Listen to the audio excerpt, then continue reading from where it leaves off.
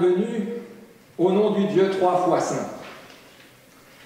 Et merci d'être là. Merci d'être beau, même avec vos masques. Alors, il y a les masques classiques, et puis il y a des masques plus fleuris, plus chantants. Il y a, je vois la Bretagne, c'est ça? Peut-être? C'est bleu. Merci d'être souriant sous vos masques, ça se voit aux yeux. Si vous ne souriez pas, je le vois. Merci d'être sympathique. Merci d'être qui vous êtes. Et je sais qu'on est plusieurs à recevoir quotidiennement. Merci d'exister. Merci aussi, et peut-être même surtout, d'avoir la foi, de faire confiance à Dieu. Et merci à Dieu de nous avoir réunis. Merci à lui d'être là, avec nous et pour nous. Et merci à lui de remplir nos cœurs d'amour et de reconnaissance. Et d'ailleurs, c'est ce que nous chantons. Les 4 strophes du premier chant, remplis d'amour et de reconnaissance.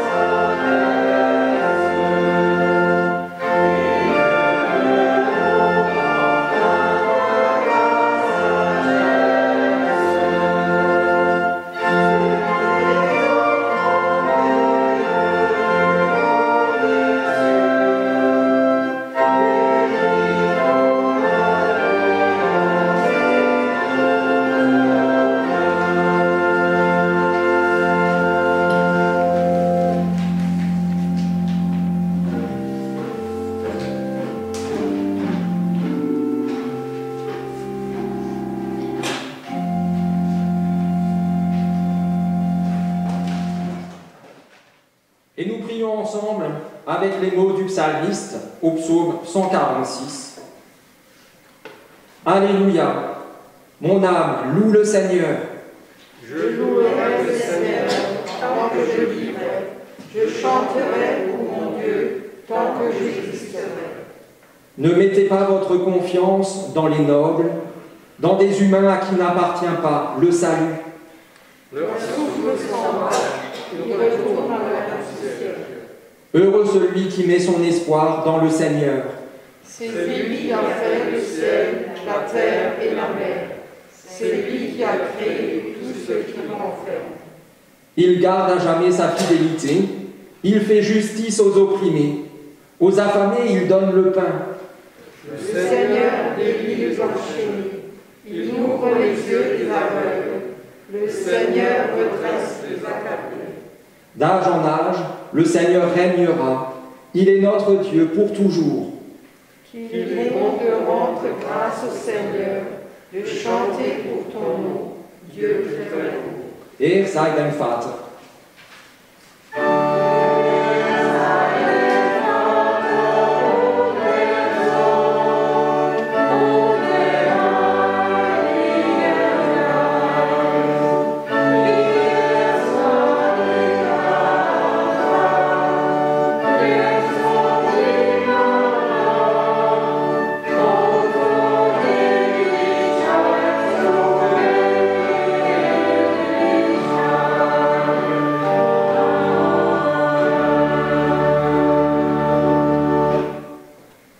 Parce que nous sommes sûrs de l'amour de Dieu pour nous, nous pouvons reconnaître devant lui ce qui nous sépare de lui.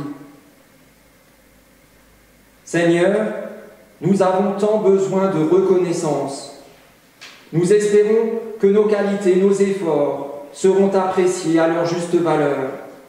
Nous souhaitons que les autres nous accueillent avec un grand oui, si bien que la déception est grande lorsque ce oui tant attendu n'est pas au rendez-vous. Seigneur, aujourd'hui à nouveau, proclame toi-même ton oui pour l'humanité, ton oui sur nos vies, de telle sorte que nos égarements, nos méchancetés, nos manques d'amour soient surpassés par ta vérité, ta justice et ta bonté. Nous te le demandons dans le doux nom de ton Fils Jésus-Christ. Seigneur, prends pitié. Herr, erbarme dich.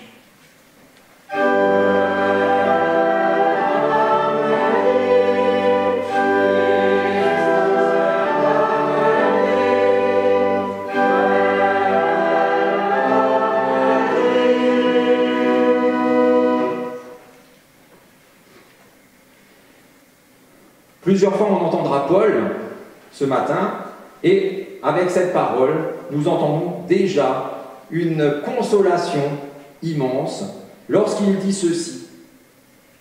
Tous ceux qui sont conduits par l'Esprit de Dieu sont enfants de Dieu. En effet, nous n'avons pas reçu un esprit d'esclavage qui ramène à la crainte, mais vous avez reçu un esprit d'adoption filiale par lequel nous crions « Abba, Père ». Oui, comme un père a compassion de ses enfants, Dieu a compassion de ceux qui mettent en lui leur confiance et qui l'appellent Papa. Ainsi, il nous met lui-même au cœur l'assurance de son pardon. Pour cette grâce infinie, chantons-lui notre reconnaissance, exaltons le Seigneur. Ehre sei Gott in der Höhe.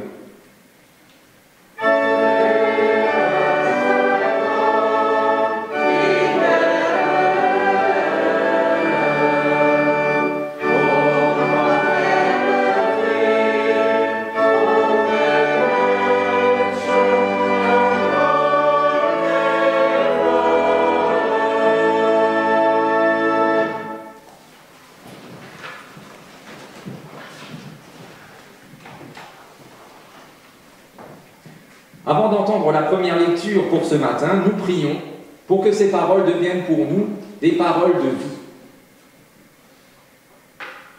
Seigneur, trop souvent, nous ne voyons pas, même ce qui est là, juste sous notre nez.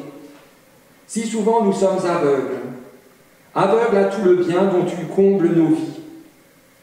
Si seulement nous ouvrions les yeux, nous ne pourrions pas ne pas voir ta bonté.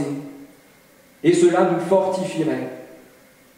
Cela affermirait notre confiance, qui nous assure que tu es présent à nos côtés et que le chemin que tu nous prépares est le bon chemin, quoi qu'il nous arrive. À présent, Seigneur, donne-nous d'entendre tout le bien que tu nous fais et inscris-le dans nos esprits, pour que jamais nous ne l'oublions. Nous t'en prions par Jésus-Christ, ton Fils, notre Seigneur, qui vit et qui règne avec toi, Père, et le Saint-Esprit, un seul Dieu, pour les siècles des siècles.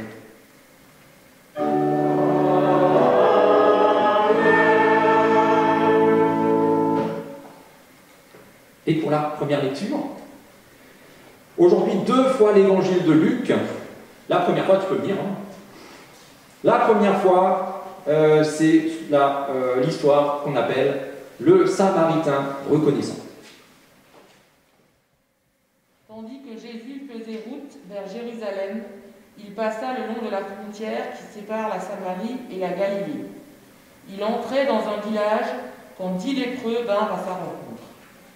Ils se tinrent à distance et se mirent à crier : « Jésus, Maître, aie pitié de nous. » Jésus les vit et leur dit : « Allez vous faire examiner par les prêtres. » Pendant qu'ils y allaient, ils furent guéris. L'un d'entre eux, quand il vit qu'il était guéri, revint sur ses pas en louant Dieu à voix haute. Il se jeta aux pieds de Jésus, le visage contre terre, et le remercia. Cet homme était samaritain. Jésus dit alors : « Tous les 10 ont été guéris, n'est-ce pas ? Où sont les 9 autres ? Personne n'a-t-il pensé à revenir pour remercier Dieu, sinon cet étranger ? » Puis Jésus lui dit : « Relève-toi et va, ta foi t'a sauvé. »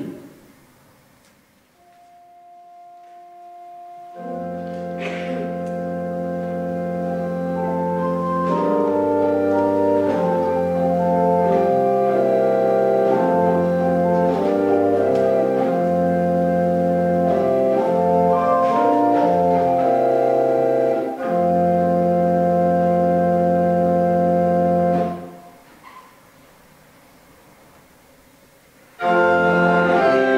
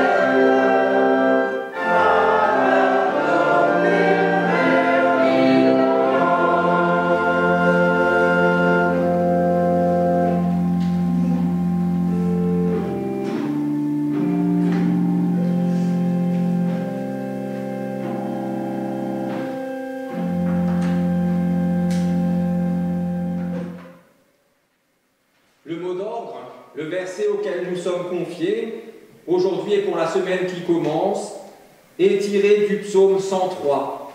Et il nous dit ceci: « Bénis le Seigneur, ô mon âme, et n'oublie aucun de ses bienfaits. » Acclamons l'Évangile en chantant « Alléluia ».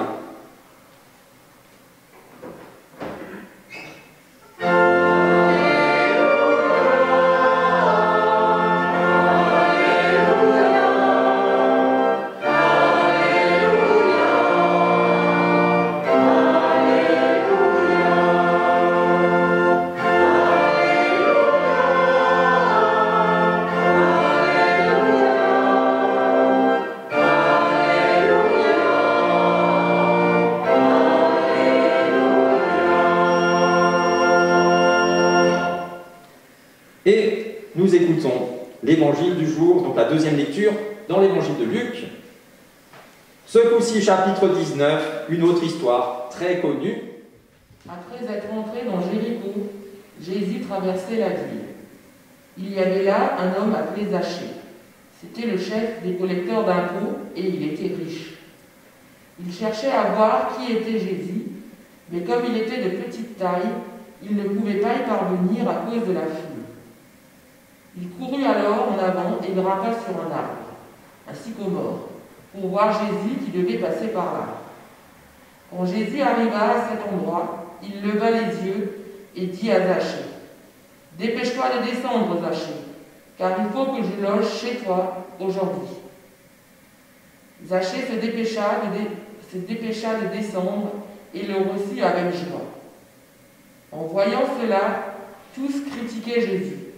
Ils disaient: « Cet homme est allé loger chez un pécheur. » Zachée, debout devant le Seigneur, lui dit: « Écoute, maître, je vais donner la moitié de mes biens aux pauvres. Et si j'ai pris trop d'argent à quelqu'un, je vais lui rendre 4 fois autant. » Jésus lui dit: « Aujourd'hui le salut est entré dans cette maison, parce que tu es, toi aussi, un descendant d'Abraham. Car le Fils de l'homme est venu chercher et sauver ceux qui étaient perdus. »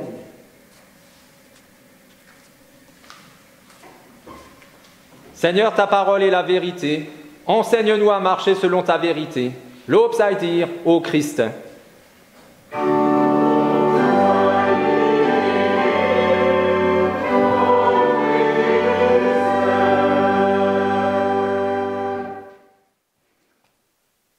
La question du jour, la voici.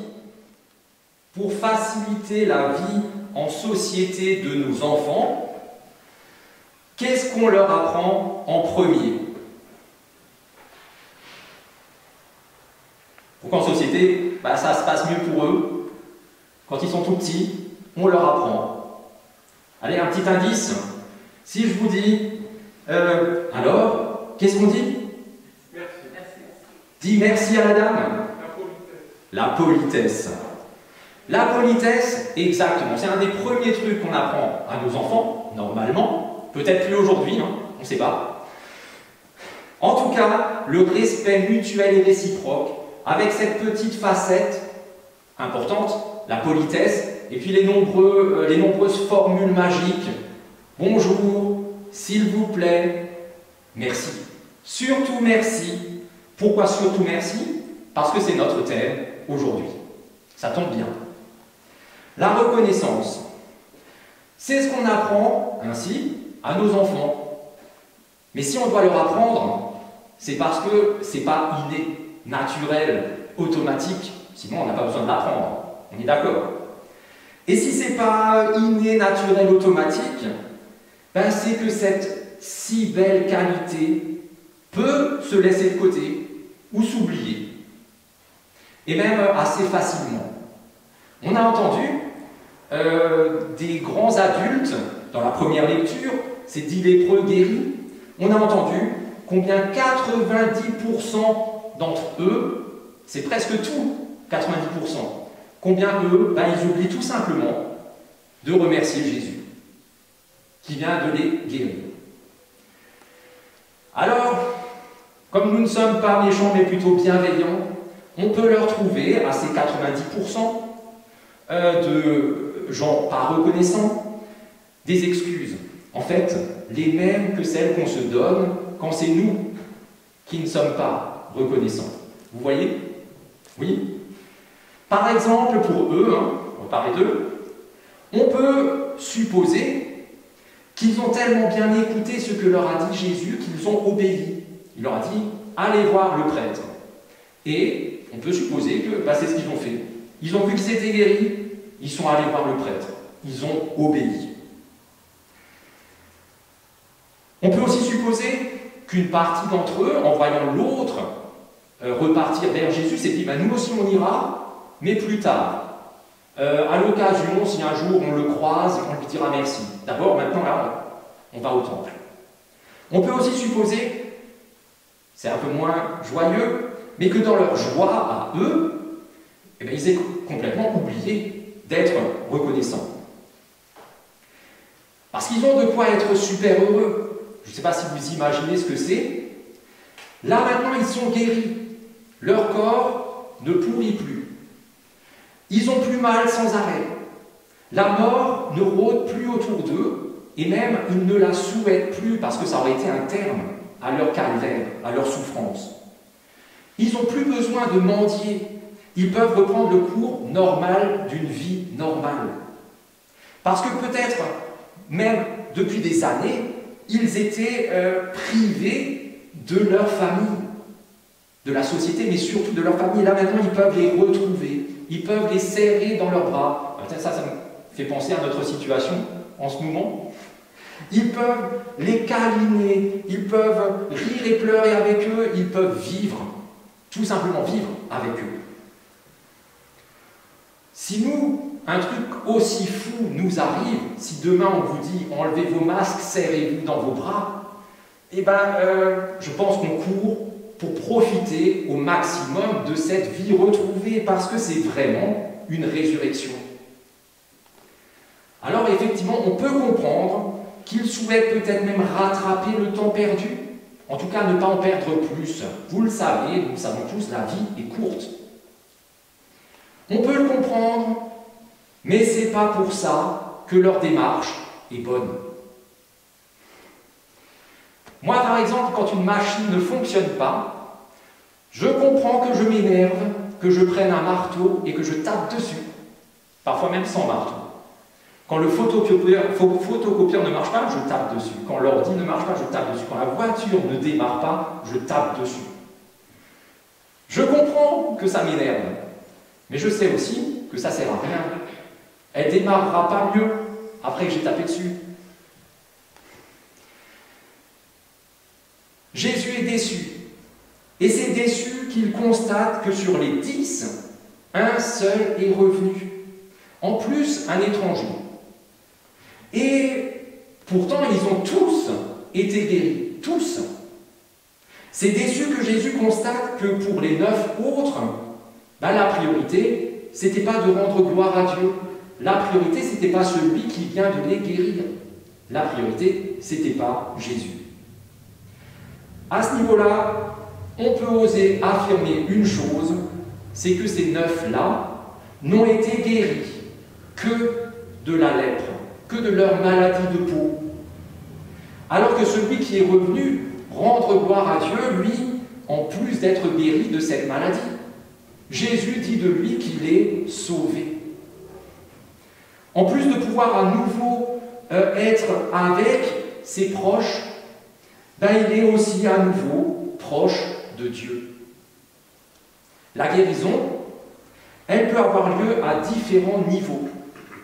Prenons l'exemple d'un homme ou d'une femme qui se fait mordre par un animal enragé. Après quelques soins, la plaie va cicatriser, disparaître, on ne verra plus rien. Mais à l'intérieur de son corps, le mal se propage, la rage, le virus. Jésus, lui seul, offre la guérison complète, parfaite. Et ça, c'est la réconciliation avec Dieu. Jusqu'ici, j'aurais même pas eu besoin de dire tout ça. On le sait. Vrai ou faux? On le sait. Tout ça, on sait. Alors, question, pourquoi pourquoi est-ce qu'on est quand même souvent bien plus proche de ces 9 qui ne reviennent pas que du seul qui revient? Pourquoi on ressemble beaucoup plus, souvent, aux 9 qui font leur vie, plutôt que celui qui réalise le miracle qui s'est passé, qui s'est produit, et qui revient? Qu'est-ce qui fait qu'on est empêché d'être reconnaissant? Moi, je vous propose 3 étapes dans notre incapacité à être reconnaissant. La première étape, c'est que nous considérons que tout nous est dû. Tout nous est dû à nous. La santé. J'ai droit d'être en bonne santé. J'ai le droit. C'est même un devoir. La richesse, la gloire, etc., etc., etc. Et même, ça nous concerne tout particulièrement, le salut. Et moi, je ne suis pas un ange, vous le savez. Mais je ne suis quand même pas aussi mauvais que ça. On est d'accord. Et il y en a des bien pires que moi. D'ailleurs, si vous voulez, je vous donne leur nom. J'ai la liste. Alors pourquoi moi, je devrais aller brûler en enfer et pas lui? Pourquoi moi, j'étais beaucoup moins lépreux que lui? On est tous les deux guéris pareil, mais lui, il était beaucoup plus lépreux que moi. Moi, je mérite mieux que ça, quand même. Malheureusement, si c'est là notre discours, dans un premier temps, disons que Dieu ne nous doit rien. Il n'est redevable de rien envers nous. Il nous doit absolument rien. Et dans un deuxième temps, disons que si Dieu nous donnait ce que nous méritons, notre dû, personne parmi nous ne serait en vie, même pas moi. Alors que moi, je suis quand même un gentil garçon. Et qu'en plus, je suis quand même pasteur, si ça compte pas, où est-ce qu'on va? L'apôtre Paul dit, le salaire du péché, c'est la mort. Je nous connais tous, plus ou moins, je sais que s'il y a bien un truc que nous sommes tous relativement facilement, c'est pécheurs. Paul le dit, tous ont péché et sont privés de la gloire de Dieu. Il dit tous. Il ne dit pas tous les méchants, mais aussi tous les gentils. Tous. Être pécheur, avec cette phrase, on voit ce que c'est être privé de la gloire de Dieu. Rien d'autre. Peu importe la raison qui fait qu'on est séparé de Dieu, peu importe ce qu'on a fait, ce qu'on a dit, ce qu'on a vécu, pensé, etc., et qui nous a éloignés de Dieu, peu importe, sont pécheurs tous ceux qui sont loin de Dieu. Pécheur, péché, ça fait peur. Ça dit simplement une réalité de distance.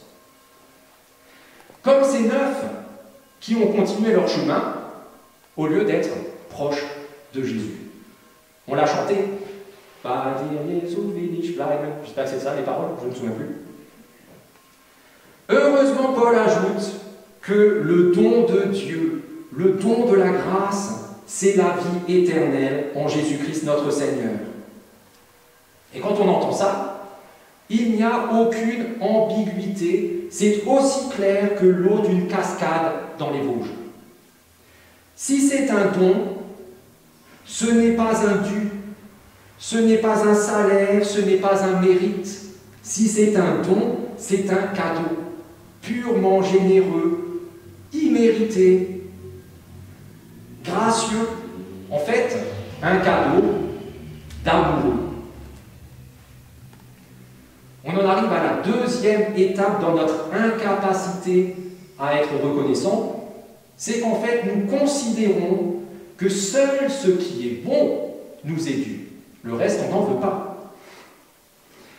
Nous n'acceptons pas les difficultés, les épreuves, les déceptions, les manques, parce que tout ça nous fait mal, tout ça nous fragilise, tout ça produit en nous un sentiment d'injustice et une révolte. Et jusque-là, ce n'est pas un souci du tout. Parce que nous sommes en droit d'exprimer notre souffrance, notre douleur, notre incompréhension à Dieu. 99% des psaumes le font. Nous sommes en droit de lui demander pourquoi les choses sont comme elles sont. Pourquoi ma vie est comme ça? Et ce n'est pas un péché du tout. Parce que pour pouvoir lui dire ça, il faut être en relation avec lui. Là où ça devient problématique, c'est quand on finit par nier, alors qu'on sait qu'elle existe. Mais on dit non, je ne veux plus croire dans la bonté, dans la puissance et dans l'amour de Dieu. Fini, c'est plus pour moi. Quand on n'est plus capable non plus de voir ou de considérer tout ce qu'il fait pour nous au quotidien et à travers l'histoire. Quand en fait, on ne lui fait plus confiance. Là, c'est un problème. Je prends toujours les mêmes exemples. Vous les connaissez par cœur, mais c'est pas grave. Pédagogie, répétition. Je parle toujours de ces 3 Hébreux amis de Daniel que le roi de Babylone jette dans une fournaise ardente. Ben, qu'est-ce qu'ils lui disent? Ils lui disent, tu peux nous jeter là-dedans. Et si notre Dieu veut nous sauver, il le fera. Et s'il ne le fait pas, c'est pas grave. Nous ne croirons jamais en personne d'autre que lui. Je prends aussi toujours l'exemple de Jésus, juste avant d'être livré pour mourir sur la croix. Il a peur et il dit à Dieu, si tu peux m'épargner ce calvaire, cette souffrance, mais pas comme moi je veux, que ta volonté soit faite. Et peut-être celui-là je l'utilise moins, mais Job, vous connaissez son histoire. C'était l'homme le plus opulent du monde. En 3 fois rien de temps, il a tout perdu, sa vie est réduite en poussière. Et sa femme, quand elle voit ça, elle lui dit, regarde, tu continues à louer Dieu? Maudis-le. Et il lui répond, on accepterait de Dieu le bonheur et on n'accepterait pas de lui le malheur. Non, ça ne va pas. Aussi difficile à accepter que ce soit, Paul a raison lorsqu'il affirme que toute chose contribue au bien de ceux qui aiment Dieu, de ceux qu'il a appelés selon son plan. La vie est dure, trop dure, parfois j'en ai ras-le-bol. J'aimerais que ça s'arrête tout simplement, et j'ai raison, parce que c'est vrai que la vie est dure. Mais grâce à Dieu, j'ai confiance, je continue à lui faire confiance, parce que je suis sûr qu'il prend tout ça en charge. Je suis convaincu qu'au bout, il n'y a plus la souffrance, la misère, les pleurs, la mort. Je suis convaincu qu'il m'aime plus que tout au monde et que son amour pour moi est plus fort que tout. On en arrive à la 3e étape de notre incapacité à être reconnaissant, et ça c'est avec l'histoire de Zachée. On est tellement incapable d'être reconnaissant qu'on ne peut pas se réjouir du bonheur des autres. Nous considérons que ce qui est bon nous est dû à nous seuls. Quand les autres sont heureux, on a l'impression d'être moins heureux nous-mêmes, parce qu'on est jaloux. Comme tous ces gens dans l'histoire de Zachée, qui ne peuvent pas se réjouir de ce que Jésus, le docteur, aille chez lui et pas chez eux. Comme tous ces gens qui sont même scandalisés lorsque Jésus guérit le malade Zachée. Non mais si Jésus commence à pardonner à n'importe qui, ça ne va pas aller. Et si on n'a plus, nous, notre mot à dire sur qui est gentil et qui est méchant, sur qui a le droit d'aller au paradis, sur qui doit brûler en enfer, mais ça ne va pas aller. Nous, on sait quand même mieux que Jésus qui mérite et qui ne mérite pas. Nous, on mérite. Les autres, là, pas vraiment. Nous, on est purs, enfin, plus ou moins. Mais eux, ils ne le sont pas du tout. Oui, nous sommes très loin de celui qui donne sa vie pour ceux qu'il aime. Il n'y a pas de plus grand amour que de donner sa vie pour ceux que tu aimes. Tout simplement parce que nous n'aimons pas. C'est aussi simple que ça. Nous ne nous réjouissons pas parce que nous n'aimons pas. Précisément, nous n'aimons pas les autres. Nous n'aimons que nous-mêmes. Nous ne supportons pas Parce que nous n'aimons pas. Précisément, nous n'aimons pas que les choses soient différentes du bonheur tel qu'on l'imagine. Et nous ne sommes pas reconnaissants parce que nous n'aimons pas. Précisément, nous n'aimons pas Dieu. Pas comme il le mérite, pas comme il l'attend de nous. Celui qui aime n'oublie jamais et ne se prive jamais de le dire. Merci. Pas seulement quand il apprécie ce qui lui est donné, pas seulement quand c'est à lui seul qu'est donné, mais parce qu'il aime celui qui donne. Vous avez déjà tous, comme moi, reçu un cadeau pourri. Un truc, franchement.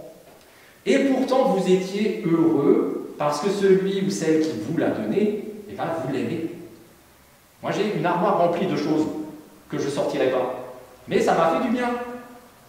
Parce que ceux qui m'ont donné ça, c'était des gens que j'aime. Celui qui aime Dieu, lui est infiniment reconnaissant parce qu'il se sait aimé de lui, sans le mériter le moins du monde, d'un amour si puissant, mais qu'on ne peut que souhaiter que tout le monde le vive.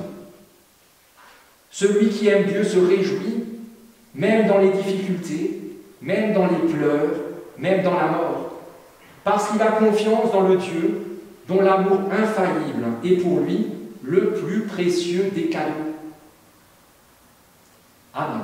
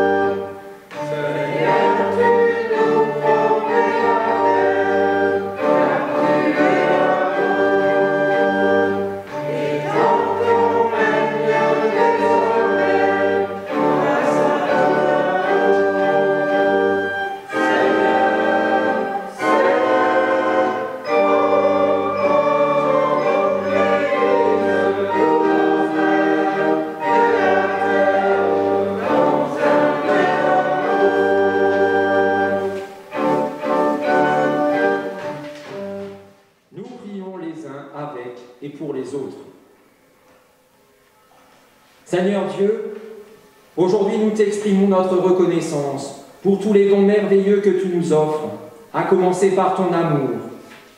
Aide-nous à ne pas les garder égoïstement pour nous-mêmes, mais à les partager tout autour de nous. Seigneur Dieu, merci pour nos proches, nos familles et nos amis, pour ceux qu'ils partagent notre vie, nos joies et nos peines.